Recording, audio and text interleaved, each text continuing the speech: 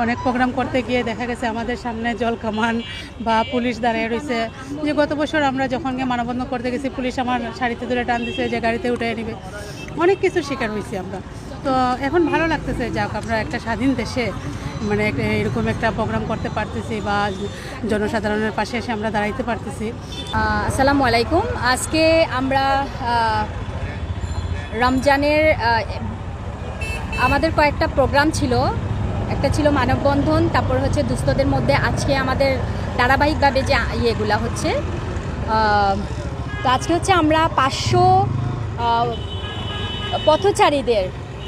পথচারীদের খাবার নিয়ে আয়োজন করেছি মহিলা জেলা মহিলা দলের ব্যানার থেকে, এবং আমাদের সহযোগিতায় আমরা বোনরা মিলে আয়োজন করেছি।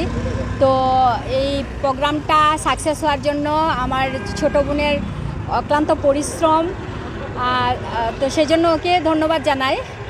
আর এই যে আপনারা আসছেন সবাইকে ধন্যবাদ জানাই যে আমরা সবসময় আমাদের একটা জিনিস কাজ করে যে আমরা পদপদবি নিয়ে বাসায় বসে থাকব, সুযোগ মতো আমরা আমাদের ফায়দা লুটব, সেই রাজনীতিতে আমি কখনো বিশ্বাসী ছিলাম না। আমি বিশ্বাসী ছিলাম যে দেশের দুর্দিনে দেশের মানুষের কল্যাণের জন্য মানুষের পাশে এসে দাঁড়ানোর।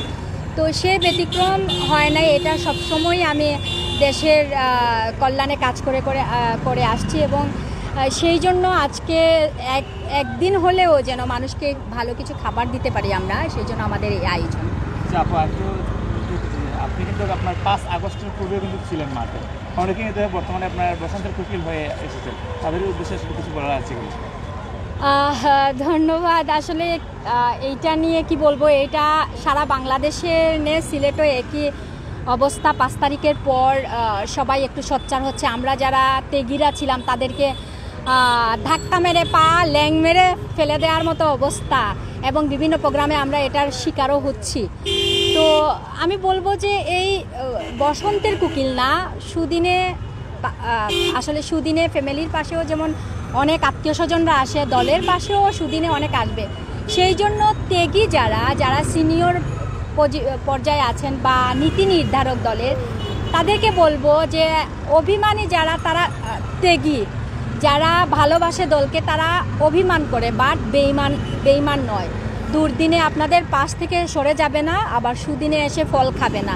তো বলবো যারা দুর্দিনে তাদেরকে বাছাই করে আবার তাদেরকে ঘর থেকে নিয়ে আসুন, যারা অভিমান করে ঘরে বসে আছে।